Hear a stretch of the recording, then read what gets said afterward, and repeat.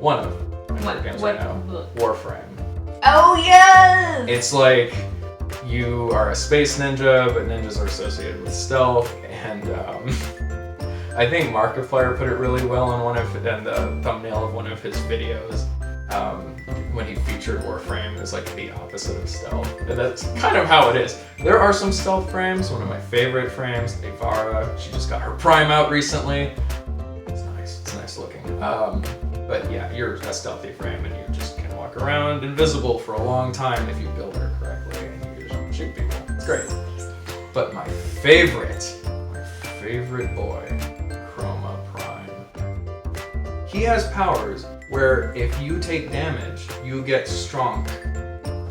You get more weapon damage, you get more armor, and I just recently acquired some arcanes, if there are any Warframe people out there.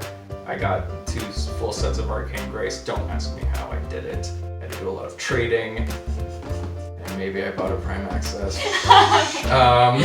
Microtransactions are the worst. I'm a filthy casual, but I got 2 fully upgraded sets of Arcane Grace, and it's basically a 6% chance to receive a ridiculous regen of health for like 4 seconds.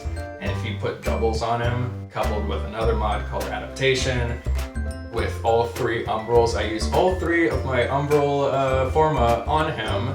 I'm really getting into deep mechanics stuff here, so I might be talking over a lot of people's heads, and also you people who do appreciate what this means, you'll call me insane for using all 3 of my Umbra Forma on one Warframe, but you know what? It's freaking worth it. He is unkillable. You cannot kill him. Good. Level 120 heavy gunners, all shooting at me in the simulacrum. Not dead. I Warframe out, it's free to play. You can technically not spend any money. I mean, I've been down that path with things like League. That's a dangerous path. That's fair. The Warframe model, in my opinion, is a little less predatory. It's very optional, and it's got a good community. That's good. Who, if you like join a clan, for instance, and there's like a essential quality of life mod that you're just missing because it's a rare drop. You're like, hey, does anyone have like a flow or continuity? Some people just give it to you. They're like, here, have it. It's very sweet. Yeah, like I have 6 continuity mods, and I just like save them for people, new recruits who might need it. Like, here, have one, because it just improves their play experience so greatly. I had that once when I was playing Final Fantasy XI, when that was a thing. Oh, Final Fantasy. Yeah, there was a girl who one time, I couldn't play it that much because it was on a computer that was not at my house. It was like at my grandparents' house, so it was whenever we visited my grandparents, I would like take time to go slink off and play it. Yes. And there was a girl one time who, she saw that I was like newer to the game, and she just like gave me a bunch of advice and like a bunch of stuff. I was like, thank you. She just could tell I was new to the game.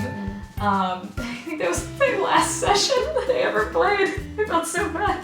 It's like, thank you, mysterious stranger, I've bonded with you. Dang. Also, I still have your fishing rod. Rip. What are you currently playing?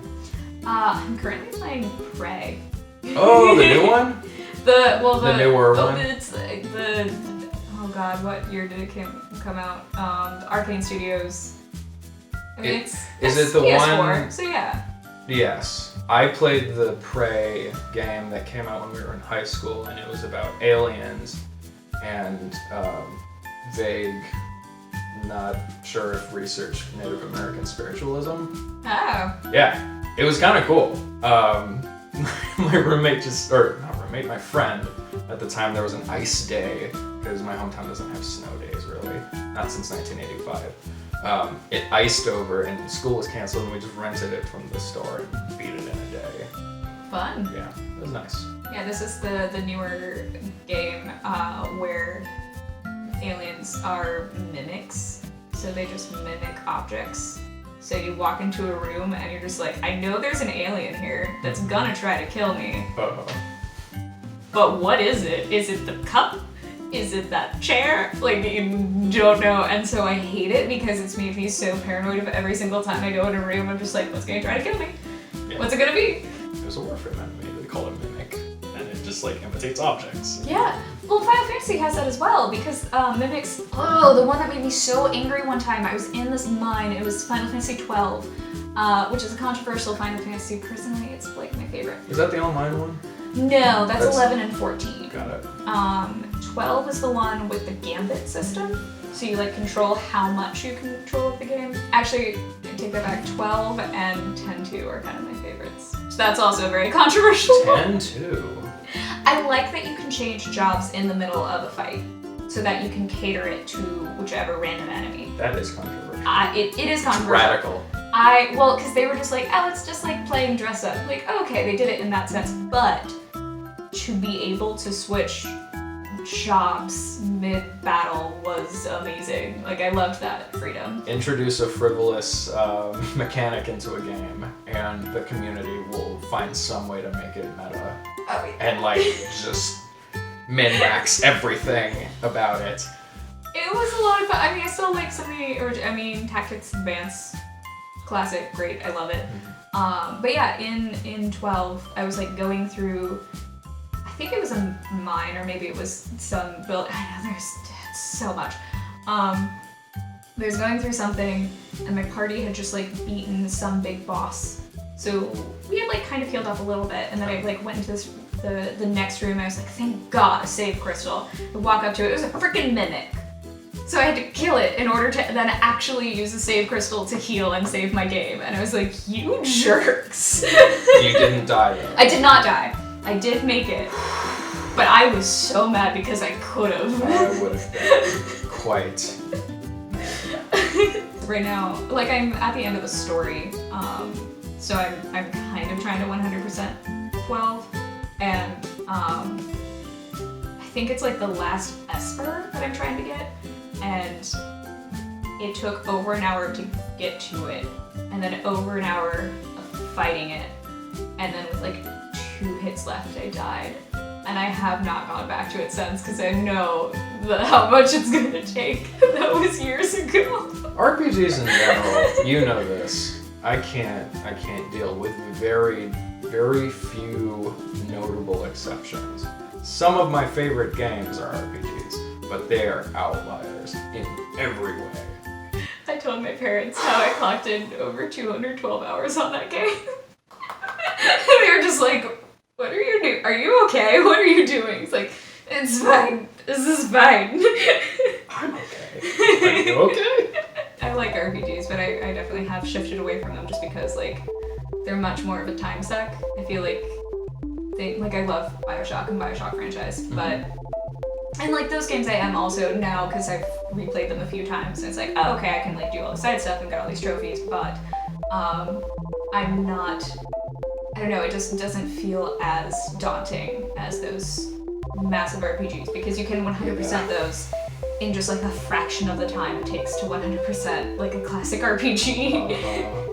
That's one of the exceptions. Second favorite game franchise ever.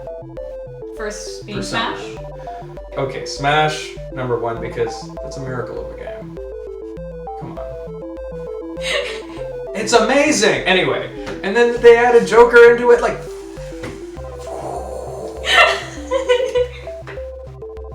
I was so excited. I've never been more hype for anything, any game announcement ever, than at the Game Awards of last year. Not this year, but last year. I was like, to my friend, I was at their house, and was like, hey, you know, just in case, Smash launches tonight, it's December 7th, 2018. I said, hey, let's... Tattooed on his body somewhere. Tattooed on my body somewhere. And I said, let's just watch the Game Awards, just in case they have any announcements about, like, the DLC or something like that. At that point, the Fighters Pass had been announced, but no characters had been announced. And sure enough, there was a moment where Joker like infiltrated the theater and it was kind of corny, like there was a blackout and they showed it and there's this animation and my heart was like, oh my god, is it gonna be Persona 5 for the Switch? Like what is it gonna be? And in the back of my head, the very back of my subconscious, I was just like, Smash. He's gonna be in it. And this is like my number one character. Like, it was so number one, in fact, that I had a list of characters that I wanted, 1 through 5, and Joker was like over here. Like, he's never gonna happen, but that's like my dream. Pie in the sky. Impossible. But I can't help but hope. Yeah.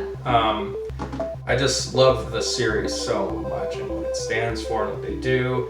They just need to work on their LGBT characters and handling a bit. That bugs me. Yes. But it's strange because the messages of their games sort of contradict that handling. It's all about, like, you know, knowing and caring for all different kinds of people, and how that figuratively and in the game literally makes you stronger. It's like, it's beautiful. It's a beautiful. Everyone should play these games. They're great. Just, there might be some bullshit, but oh well. Hopefully they get better. But yeah, back to the trailer. He catches the envelope, it turns around, it's the Smash logo, and I cried. Aww. Out of happiness, out of joy, because it's just such a cathartic thing. It's just like oh, I wanted this so bad. Well, yeah, it's the merging of your two favorite things. Holy and crap, your dream dude. union. Yeah. Yeah. It's kind of embarrassing, but also I get worked up and passionate about things. Yeah. I do.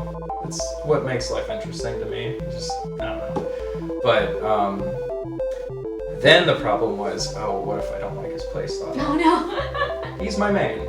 Good. I love the way he plays. He's like a combination of Sheik and Cloud, because he has a broken ass mechanic that just makes him not actually broken, but just it's very good. If he builds up this meter, he can call his persona Arsene, and suddenly all of his attacks are much stronger. Like when he doesn't have Arsene, he has a hard time KOing, even with like fully charged smashes. After he hits Arsene, ooh, meaty, very meaty. It's great. Yay. Yeah, I went on that tangent. Hello Smash, it's great. Second favorite franchises of all time, probably like Zelda and Persona, like they're tied. That's right. Breath of the Wild 2, super excited for that. Oh man. That'll be interesting, because I feel like everyone really viewed Breath of the Wild as like amazing, so I'm nervous. I'm always very nervous about unintended sequels for things, because there's so much at risk. Because it's like, you've raised the bar to this certain thing, and now you either have to match it or really idealistically exceed it, but you want to also maintain the same integrity as the original. You don't want to like change it too much, so it's like, what are you gonna do? There was a time, I feel, when Nintendo was like really under-delivering on sequels and things of that sort. And I'm referring, of course, specifically to Nintendo. But I think since the Switch came out, we were experiencing a sort of renaissance for them. Yeah, They're just definitely. really knocking it out of the park with stuff and porting old gems from the Wii U, which no one had except me. I wanted a Wii U so badly just because they had that Fatal Frame game on there, so the Wii U pad was the right. camera. You told me about that, yeah. Which, at least, I remember at least one commercial where that was the thing. I don't actually know if that ended up being the thing, but I remember seeing that and going, I want that. I think it was. I think it came out. Good, because that looked amazing and the perfect use for that game mechanic. One of the only actually good uses for the gamepad. No I really hate. wanted that. Yeah. I love Fatal Frame games. I still have not played one. Ooh, I have the first 3. That's actually, I'm waiting to get I have to get an adapter so that I can record PS2 stuff, because I never beat all of those. Okay. I really want to, and you're more than welcome to come over for those. Yes. They're fun. All right, I just might. Just They're let me very know. messed up, but they're so fun. I remember the first time I was playing one, it was in my college dorm room. So I like started playing this game and I was very scared because I love horror games. I love horror movies. Like I love everything horror, You're right. but I don't actually like being the one with the controller. So I learned that when I'm very tense and nervous, if I'm playing something scary, that sometimes I will just stand because I'm too nervous to like sit. Well, you that's can run too away relaxed. more easily if you're Yeah. standing. So I was just like standing in the middle of my dorm room playing this, and my roommates were walking around like, "What are you doing?" It's like, "It's just too scary. I can't sit." Just like weirdly cowering, but also standing and like going down. It was very amusing to them. It was like, I'm glad at least someone's having a great time. I mean, I loved it, but yeah. I've played one scary game, Resident Evil 4. Ooh. Never finished it, but I had a great time Classic. with it. Yeah. I had a really good time, bought it for the Switch, have not played it. Have not picked it up. That's my hobby. That's my other hobby, buying games and not playing them. yeah, I have a definite back catalog. That's why I'm hoping with the video game, like with me doing Let's Play stuff, that I can go through some. You'll get to play them. This is an excellent, It's like, excellent enterprise. Now it's the job. You have to do it. Gotta No do it. excuses. None. Yeah, I had to pray for like a year before actually doing this and starting to play it. Fair enough.